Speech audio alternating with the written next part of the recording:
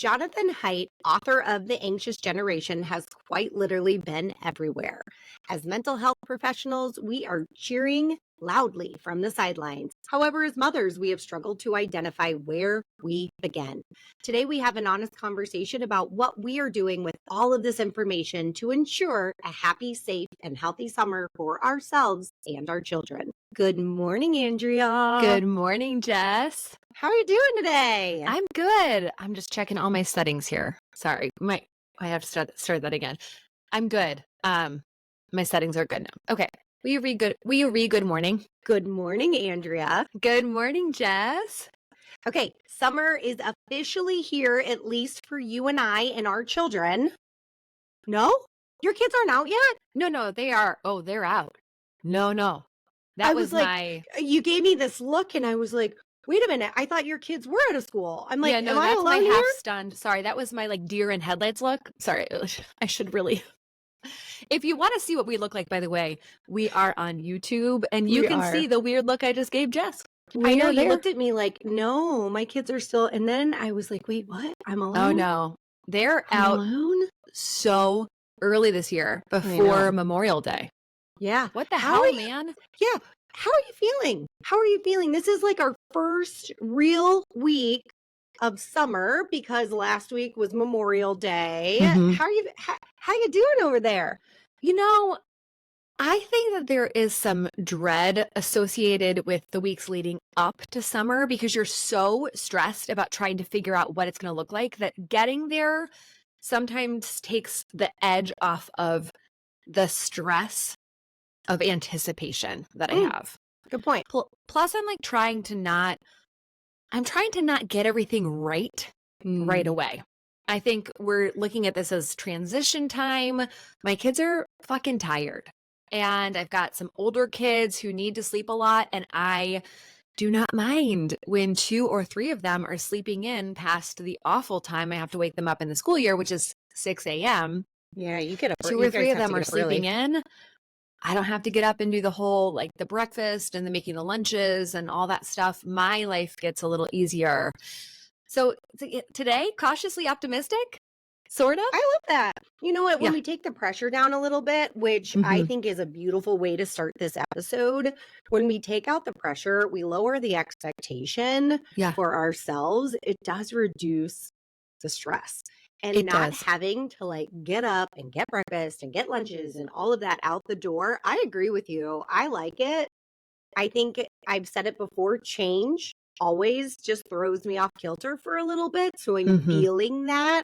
But I'm also really liking that my alarm is set later than it was 2 weeks ago. I did that. Can I tell you what really stressed me out leading up to the summer though? Childcare? Well, yes, for sure. And the plans that we would do for the summer, like what are the kids going to do? Who's going to get them there? Who's going to watch them? Yes, very stressful. But I was asking my kids, as millennial moms will do, like, hey guys, what are you looking forward to this summer? Do you have anything you want to do? I will not call it a bucket list, although that's a kiss of death. I know. My sweet sitter who's going to be with the kids this summer already started with the 6-year-old, so he is using the words bucket list. But I was just keeping it cash, right? Like I'm just talking to the kids about what they want to do. Maybe your 6-year-old listened to our End of the World episode last week and is like, this is my bucket list. Right. He would not put it past him. Before the world ends. He would be like, good insight, Mom. No, the younger kids, it's easy for them to say what they want to do. You know, it's water balloon fights and play with my friends outside and these things. It was talking to my older kids, especially my oldest, that really, it stressed me out and it made me sad. You know, I asked him like, is there something you want to do with your friends? And he's like, nope. And I'm like, okay, well, like you're going to want to get together with people though. And he's like, everyone's just online. Oh my gosh. I know. Wait, we live close enough to the pool that I'm like, well, you can at least go to the pool. You know, why don't you guys go out? You could ride your bike over. You can be at the pool. And he's like, nope. And again, I said, why? He goes, everyone's just on their phones. I said, at the pool? The pool's the best place to go. Like, there's got to be times where they're not on their phones because they're in the water. Like, isn't this the best possible place? And I was trying to recount for him. I remember getting on my bike, crossing the main street in our town, which is insane to me, the idea that we were doing this when we were really little. Showing up at the pool, and when I was his age, especially, like seeing all like the cute boys at the pool, you know, seeing who's like growing over the summer, and he was like, no, it's not like that anymore. And it made me so sad and mad and a little stressed. What a great story to tell as we start this episode. Mm-hmm. And I will tell you that this episode's going to be good, friends. Yeah. It's going to be good. So before you even continue to listen to it, share it with a few of your friends. Yes. And as you will see, we're going to get to a place at the end where we need to collectively, as a community, come together. So just go ahead and preemptively go there and send this episode to 3 of your friends with the caveat of, okay, we need to get together and figure out what to do. Yeah. Then come back and listen so you know what we're going to talk about. So I know about Jonathan's work. I've been following it actually for a while now. So it's exciting to see the world getting introduced to everything that he has been doing. However, I don't want to assume just because I know you do that everybody who's listening to this podcast does. So before we dive into the conversation, a little background on who in the heck Jonathan Haidt is. He's a social psychologist at NYU School of Business. His most recent book, now it's not his first book, he's got some good ones out there, but his most recent book, The Anxious Generation, is what is being talked about all over our country right now and in Europe. Everywhere. He was on Oprah. No, I he's mean, that's how partnered you with know. Oprah now. Right. Like, they're partners. He got to partner with Oprah. Honestly, that was I'm my a little childhood. jealous. 100%. But I'm also so happy she partnered with somebody like Jonathan Haidt. Me too. I mean, yes, mostly I'm jealous. Mostly that was the height of everything that you could reach as a child of the 90s. Like one day, if I was on Oprah, I feel like I would hug her. I'd be like, just hold me to you. I love you, Oprah. If you say my name, picture like sitting in a chair and you just like cuddled up to her and she's just rubbing your head and you're like, thank you, Mama Oprah. Oh, Mama Oprah, just like Mama Brene. Like if I meet those women and they think that something I have to say is worth listening to, I'm done. I will have made it. That will be Jonathan. Jonathan, you made it, buddy. You made it.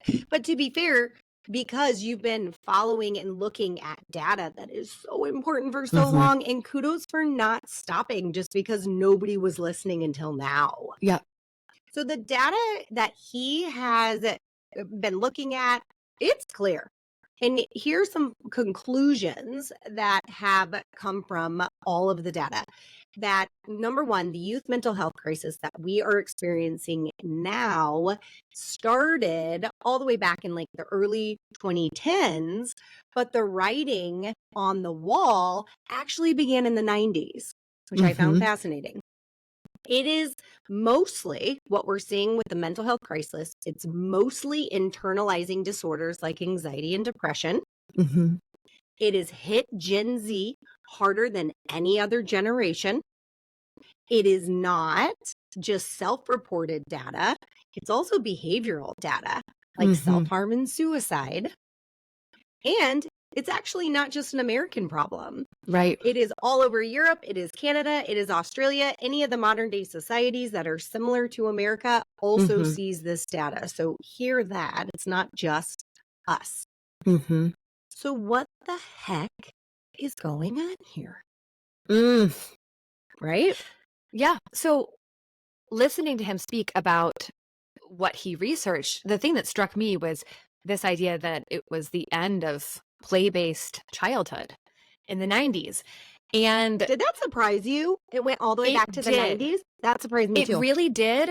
But once he started talking about it, I was like, oh my God, this all tracks. So the way he described it was that, you know, throughout human history, people would have a lot of children because most children wouldn't survive. Not most. There were children that wouldn't survive until adulthood. Say it again. So in the 90s, a lot of things changed. One of those things was that parents started supervising their kids a lot more. And part of this was around this belief that the world was really, really dangerous. And if you combined that notion with the fact that people were having fewer kids and that parents were more educated and that both parents tended to work outside of the home, or at least that was true in many families, what happened was that parents in the 90s started pouring all of their attention and all of their vigilance into their one or two children.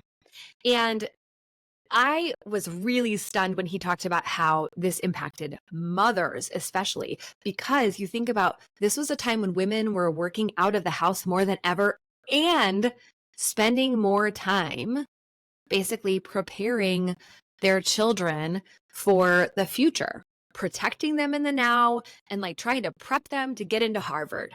That shit all started in the 90s. And yes, it did. It really, that really resonated with me. Yeah, he called it the end of play-based child and the introduction of fear-based parenting, right? So instead of just allowing kids to play, we started as parents becoming a lot more fearful. And then childhood became about preparation for college, which we see with millennials, right? The millennial, go back a couple of weeks to our episode where we talked about the different generations. Millennials were the first to really stretch the system when it came to education past high school. Now it became children. We're prepping them, right? With you got to study to get into college. And we eliminated that play and started taking a lot more control. Now, what's interesting about the 90s is there was a very small time in the 90s where crime rate actually went up. And that wasn't the problem that crime went up. The problem was that was also when we had cable news start. So instead of like 3 channels giving you just fact-based news, we had all of it. So crime would go up and it would be everywhere. That's also when we saw the milk cartons, missing children. Yep. Right? And it was I remember like, that. Watch your kids. They're going to get taken. Yes. What was that? It wasn't Unsolved Mysteries. What was the one with the guy who basically was always talking about missing children? I know exactly what you're talking about. What because was his own child was abducted. We're going to find out who that was, what that was all about. But I know we talked about this a little while ago, the sense as women, as young women that started as children, that we had to be on guard like literally all the time or we would be kidnapped. Yes. And so this was the cultural... Not even true. But that was what we learned from his research. It was like 100 kids a year in the U.S. are truly kidnapped, like by a stranger. But because there's news, it's all of that all the time is popping up and getting covered. And so parents were afraid. And I get it. Well, what I find interesting about the research, too, is that our outside world is actually safer than it has ever been. And yet we have closed off our children to the outside world and given them devices to access, to have the whole world able to access them. And he said it on one of the podcasts I listened to where he said, nobody's going to steal your kid outside. They're going to steal them on Instagram. That's where they're going to get them. And it is so true. We have overprotected our kids in the outside world and underprotected them in the screens, right? Or in the digital world, I should say. One more thing that he mentioned that I thought was incredibly poignant. So just a couple of weeks ago in that episode that we did on generations, I was introduced to that term responsibilized parent. And that is basically this idea that as parents, we need the latest research. We need, basically the instructions to raise our children well. Well, this has put so much pressure on parents to engage.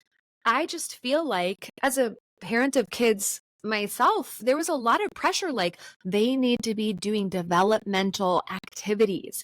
If your baby is not watching Baby Einstein, like they're going to be Baby Dodo, And so the free play is just not something that was valued. It was like, well, I need to engage you in important growth activities, and I need to be prepping you when you're little, when really the only thing or maybe the most important thing that our kids need after they get all those physical skills lined up is social interaction with their peers.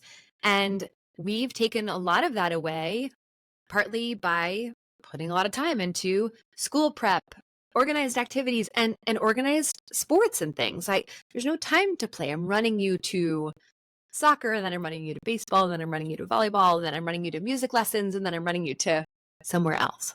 It's constant. And I love, he refers to this as the cycle of incompetence, which he says is the result of beginning in the 90s, beginning to see our children as fragile and treating them as such. Don't do that. Don't go there. Don't do this, right? We've taken fear and we've instilled it in parents who have then instilled it in their child. And we've created really fragile kids. And what he likes to say is we should look at them as anti-fragility. We should see that what builds resiliency is hard times, struggles. And by eliminating and removing hard things, like social interactions that don't go well, we have created a very fragile generation. It's interesting because my husband and I were talking the other day about, okay, why is it always, one of our kids has done something that upset another kid? Like, what the heck? And we were looking at each other, we're like, oh, we get it. It's because parents have to email about everything. This kid made my kid upset and We don't do that. You will never, unless it is like somebody tormented, like touched my kid inappropriately. I mean, it has to be we will never email the school about stuff like that, because to me, it's like, when they're 30, is mom gonna like call their boss and be like, you really upset my child today? No, that's what we're creating. That is literally what we've created. Mom's gonna pop in on the Zoom because kid's gonna live at home in the basement and say, this is too much work. It's really stressing him. And you're going to need to, he's going to have to take another mental health day. Into hot take Thursday because we're being so serious. Sorry. No, but it's true. We have created that. And then those same individuals are saying like, what's going on? What's wrong? And it's like, Jiminy, this is what's going on, right? We've eliminated play. We don't allow our kids to go outside.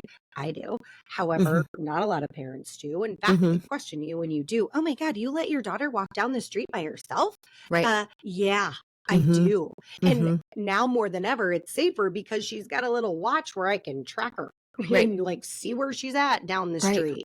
It's okay. So, Jonathan has really highlighted how this overprotective, fear-based parenting child has been a total disservice to our children. And he has laid out 4 norms that he feels, if done with the help of parents, community, advocates, he feels, go ahead. So not only did we have all of this fear-based parenting, but then internet. Oh, yeah. Okay. And so we went from like the seed was planted in the 90s, and then it was smartphones, and then it was social media. And all of a sudden, that's kind of like the nail in the coffin of teen social life, is that now there's all this like sort of social, but not really social behavior is happening online.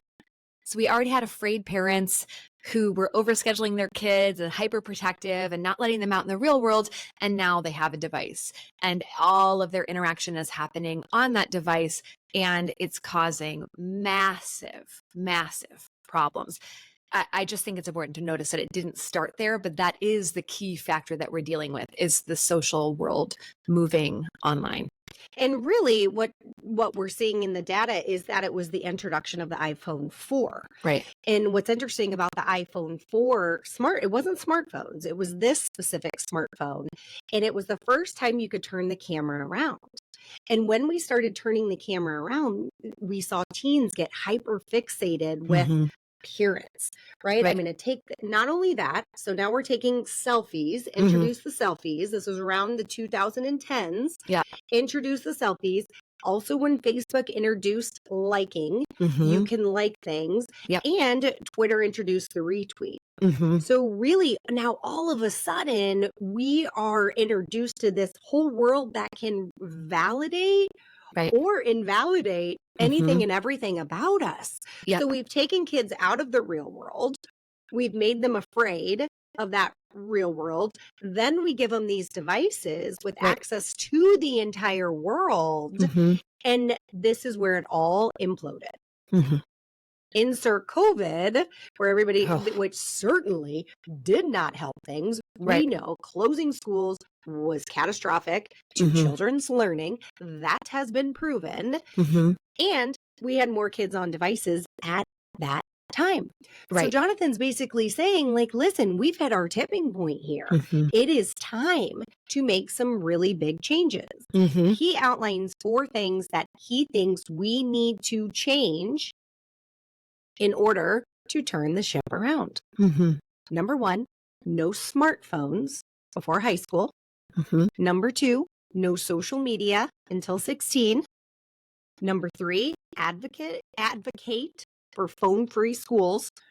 And number 4, give more independence, free play, and responsibility in the real world. We recently talked about the whole social media thing on Honest Women. If you have not listened to that episode, we will link it in the show notes. Go back and listen to it. It's pretty, our opinions and are very well known in that episode.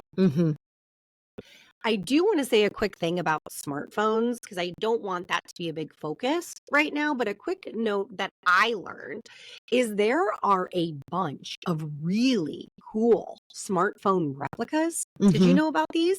I just learned about them. Yeah, I do. And as a mom of a slightly older kid, I will say, here's the challenge. You know how non-iPhones, when they're introduced to a group chat, it ruins the group chat, like it turns everything green? That is a social outlier for middle schoolers. Oh, yeah. And high schoolers. Which is why Jonathan says you really need 30% of people to follow this. Yes. You cannot have your kid be the only kid because it does ostracize him. Which is why he then says advocate for phone-free schools, make this a norm, make this known, because you're right. And I've talked to my own daughter about it. She thinks she's getting a flip phone starting in 6th grade because of everything that I talk about. But she has said, as long as I have a friend or two that also has it, I really don't care. Like but absolutely, you need other people to join you in the movement. If not, you are going to ostracize your kid. I absolutely agree with you on that. I'm curious then, as you read through these 4 norms, what your thoughts and feelings were. I mean, they totally make sense to me. And I think that they're not totally realistic, not all of them, because they do require some massive social change. And some of them I don't stress about. Like, for example, phone-free schools is the most obvious thing in the world to me. I just happen to be at a school that already doesn't allow phones in the school. So all? They're allowed to have them in their backpacks. They can't see. This is what he says, though. He said that's a problem. It's teaching kids just to hide their phones and their phone use. You really have to eliminate it. Like it has to stay in a locker, or it has to be in like a folder when you walk into a classroom. Because he said a lot of these schools are saying they're phone free and they're not. Kids just sit in the back and use them. Yeah, I agree. It just hasn't been an issue at my kids' middle school because they're not allowed to have them in the passing periods either, and so it just hasn't been an issue at our kids' school. When they go to high school, that's something I'm very curious about because I want my kids in passing periods to look at the other kids and make eye contact and see that girl they think is cute and like see their friend and like have time to go to the bathroom and all these things. And I want them talking to other kids at lunch. So that one's like, this is a slam dunk for me. I also feel like this is one that's already starting to take off. Like there are schools that are banning phones. And so I just feel like that one's going to work itself out. The no smartphone before high school, we already broke that one. And because we have such tight reins on it, I feel okay about it. It's a pain in my ass. I don't know if it would be a lot different if we weren't, if we didn't have the phone generally. But the social media thing and the play-based, like bringing back real world interaction, I'm all for it. And implementing it really is tricky. Yeah, I mean, when it comes to social media, we're not going to be able to do it as parents. And I think it is absolutely insane that we're being asked to police it. It needs to be something that the companies, aka Mark, his company, needs to be held liable. None of these companies are liable now. That's what we're seeing in Congress. So, I mean, truly, the not until 16, unless they actually put true restrictions, like you can't go into a liquor store and buy liquor without being 21. Right. You should have to prove a certain age in order to get social media. So unless Congress steps in, unless these social media companies, it's real hard for us parents to monitor it. Totally. Yeah. It's very hard to have. Right now, we've got a hard line about no social media, and that comes at a cost to our sanity. I really have to be grounded as a parent that while you are struggling because everybody else has social media, that like, this is so much better for you that I have to be able to deal with your struggling. And that is hard. That's hard to do. I really do hope / wish, because it seems like one thing that we actually all agree on, even politically, that how hard is it to have kids who are 15 get an ID card? They get a fucking driver's license at 16, and that you'd have to put your ID card in, or that you'd have to have a parent with a driver's license. Listen, I can't even get verified on fucking Instagram, that little blue check, without showing my ID. But like an 8-year-old can get in an account. Like, give me a fucking break. This is so stupid. And I'm sorry I'm getting heated, but I'm like, hold some people accountable, for God's sakes. Yep. Yeah. Yes, because the damage happening to our kids is very well proven. Yeah, that's where they're getting stolen, people. It's not outside, like walking down the street. It's on Instagram. It's on Facebook. It's on Snapchat. It's on all these platforms. And that's it's just also where they're learning that's also where kids are getting bullied. Yeah, that's also where kids are seeing unrealistic body images. That's also where kids are getting stuck at night when they should be sleeping. They're on, devices. So the damage is happening online, and it's all really well documented. So there's just no reason we should be like, don't fuck around. No. And I think like the first 3 norms, we really collectively need more people involved. We need policymakers. We need some big change to happen. Now, when it goes to the 4th one, that's more where we as parents do have more control, is allowing our kids to have more responsibility, allowing our kids to play. However, I myself feel like this is the hardest one. It is. It's the most basic and yet the hardest. Right. Why do you think it is? I think that we have just been trying to protect our children from every bit of distress that they might ever encounter. And whether that is being out on their own and not knowing what to do, or getting into an argument with a friend, any of these things, we have just collectively stopped trusting that our kids will struggle and then they'll work it out. And it's important to let them struggle and work things out. And I think it's well-intentioned. We don't want them to suffer, but it's harming our kids. We're creating more suffering by trying to prevent the suffering. We are. And now, thank you, Jonathan Haidt, that you've highlighted what that has done and how that has been a disservice to Gen Z, and why we've seen increases in anxiety and depression in a generation, is we've taken away the struggle. Right. And the struggle is what makes us resilient. The struggle is why people look at you and say, gosh, you're so strong. You're so resilient. And we're not allowing it. Right. And I will say, for me, my kids, when they say, can I have a play date? My anxiety increases like immediately. Yes. When I hear play date. And I sat with that the other day. And it's not because I don't want kids to come over to my house. I love kids coming over to my house. It's the expectation that comes with it. It's like my kid will go to somebody's house and they freaking like make cookies from scratch as they like knit their aprons, and then they like carve the freaking Taj Mahal from soap. And it's like, why can't kids just play? Right. Go outside, dig for worms, and play. Yeah. But the expectation on parents, like, that's what just has created a lot of stress. And so I have to myself, this is something I am going to do this summer. Because we here at Us Honest Women, we're all about like, how can we take these things we're talking about and implement them in our real lives? One thing I'm going to do is check that anxiety and really work on my own expectations and not allowing how other people think childhood should look. That now, actually, at least we have the research to back that that doesn't work. So I feel like I have a little like, that doesn't work, right? But what I really want to do is just try to be like, it is okay to let it is okay to let my kids have a friend over and not entertain them the entire time. Yes, yes. And this is a constant issue, whether it's with friends or without friends, that I work with moms on all the time. That this is toxic to us as moms, this idea that we have to entertain at all times. And so, yes, I also feel anxiety when my kids want to have a friend over. What are they going to do? Are they going to have fun? Are they going to be happy here? And we just we have to chill the fuck out. We have to, they could be bored. They could get in an argument. They could say, what are we going to do? I don't know. Go outside, right? We don't have to engage with that all the time. I feel the exact same way.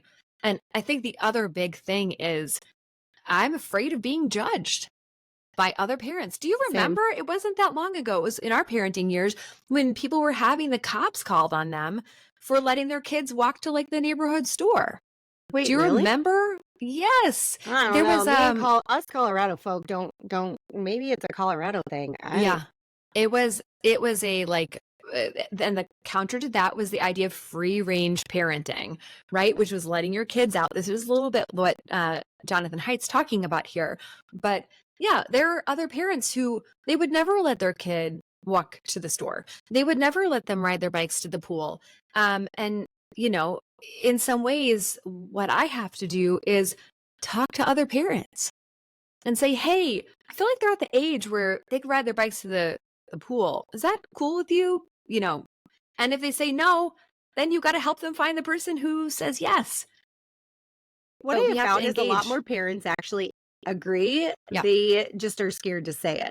Right. So when I've been like, hey, is it okay if, you know, the girls or whatever walk down the street to the park? And every parent's been like, absolutely. That is so fun. That reminds me when I was a kid. Yes. I think at some point we have to trust that we've instilled enough in our kids that they know right and wrong when it comes to danger.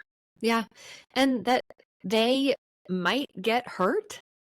And that is not the end all be all of their life. And also we just have to note that like we don't have control over everything that happens to them. And we can try to bubble wrap them and we can try to observe them all the time and we can try to socially construct their interactions and look, it's doing damage. So we have to let go of that sense of control. And yes, there's risk with that. Yeah, there is.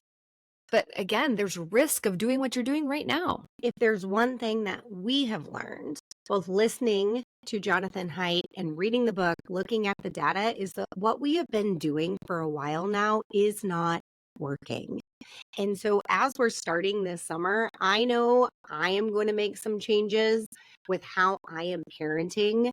And I hope this conversation leads to some honest conversation among you and your peers to say, how can we change the way we're interacting with our kids? How can we instill some more resiliency? How can we turn the ship around? Because if there's one thing I've learned is you can always turn the ship around, and saying this ship has sailed, it's nothing more than a cop out to me. So until next week, ladies, stay honest, and we'll see you on Thursday.